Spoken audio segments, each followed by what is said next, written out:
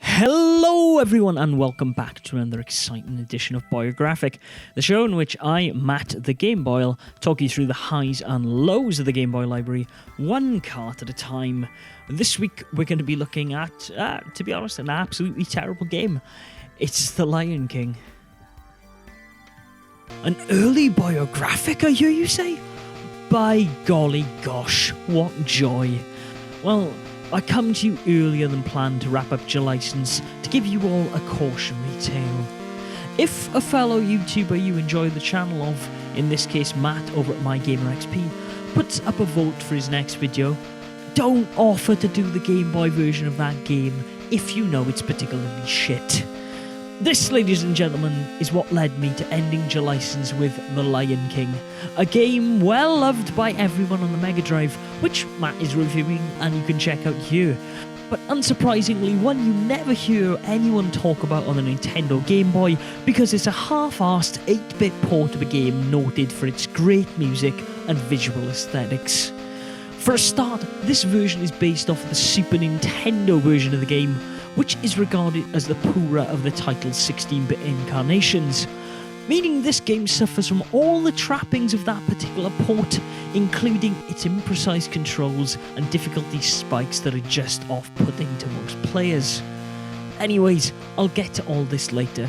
Just in case you're unfamiliar with the plot of The Lion King, I feel a brief summary is needed.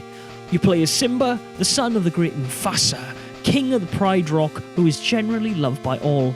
Simba's uncle Scar plots to kill Mufasa, succeeds in doing so, and makes Simba think he was responsible for the act.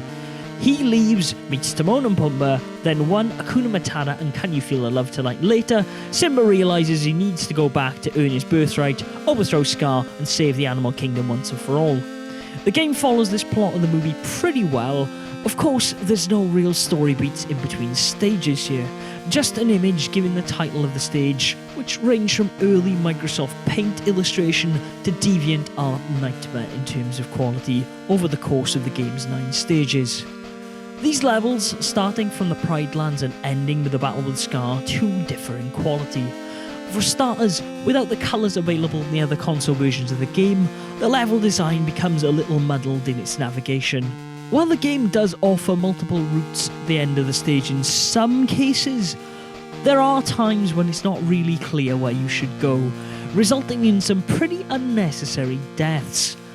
A few times I only got through some areas through trial and error, and even then I still managed to fall off the edge or hit an enemy coming in from off the screen. Which brings me to the game's biggest flaw, its jumping mechanics. Pressing A will allow Simba to jump.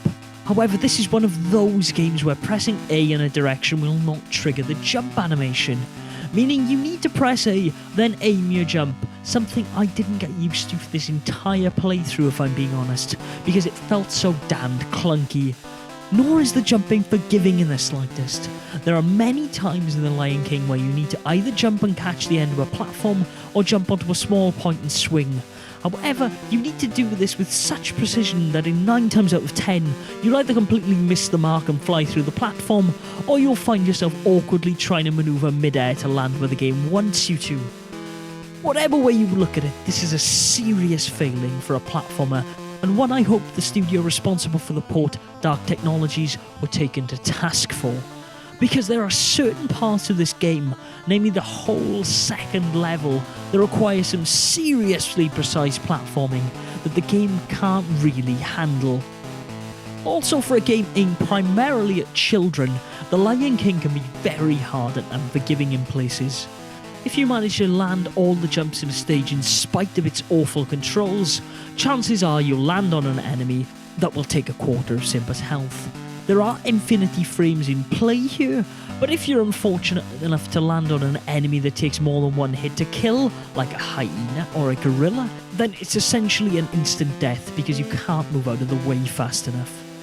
There are checkpoints in the levels, but these seem to be randomly placed, with some levels having a lot and some having none whatsoever, meaning you're going to have to memorise jump patterns and enemy placement to even stand a chance with The Lion King. Also, if you think, fuck this, life's too short and adjust the difficulty down to cub or easy, then think again. This will only allow you to beat the first 4 levels of the game before Scar mocks you for playing on easy mode and the credits roll. What the fuck, Dark Technologies? This game is exactly the same on easy, you just give the player an extra life. Combine this with the fact there aren't unlimited continues in the game, and it's easy to see why it becomes a little frustrating. Speaking of the 4th level, the Stampede section of this game is a joke. A truly groundbreaking moment in animation.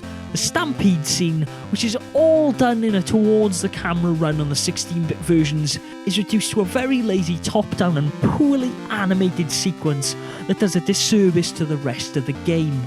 As even if the sprites are downscaled in this version of the game, the work was still done by Disney's own animators, meaning all of the animals in this game move with a quality of walk cycle rarely seen on the Game Boy.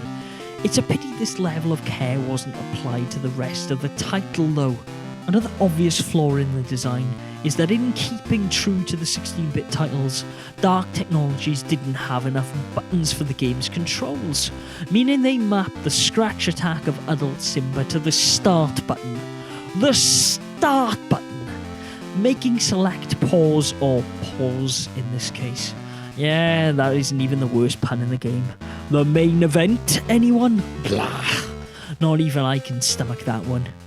Aside from the animation, the only redeeming factor of The Lion King is its music. The chiptunes on offer here are stripped-down versions of the 16-bit renditions of Elton John's score, but when you compare that to every other aspect of the game, they shine out as a redeeming quality, even if it's far from the best score on the system. There is also a mini-game between stages that can be unlocked by collecting a square bug icon in the game, where you play as Pumbaa and must eat as many bugs as possible while avoiding spiders.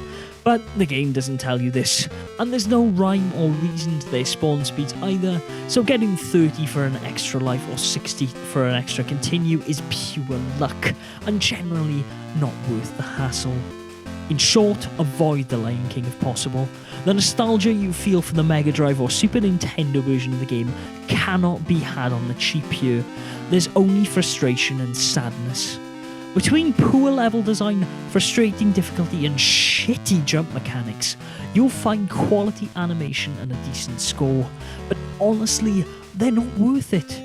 If you're in it for a complete set, then pick it up, put it in your system once, confirm its crapness, then never play it again.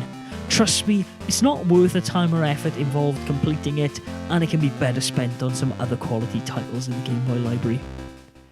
And that brings us to the end of this week's Boyographic, ladies and gentlemen. I hope you enjoyed. If you have, please subscribe and encourage others you think might be interested in the channel to subscribe, because that's how it gets around. If you did like this video, why not check out some more of our Boyographic videos where I look at the highs and lows of the Game Boy library, one card at a time. Some Boy Curious videos where I look at bootlegs and oddities to the system, and All the Glory videos where I take a Game Boy game such as this, I play it through, cut out all the deaths, giving you none of the faff but all of the glory. Be sure also to check out Matt's review of the game on the Mega Drive, which I'm sure will be much more favourable than mine because it's a better game. And until next week, Game Boys and Girls, where I'll be back with another title, not necessarily a licensed game though. Game on.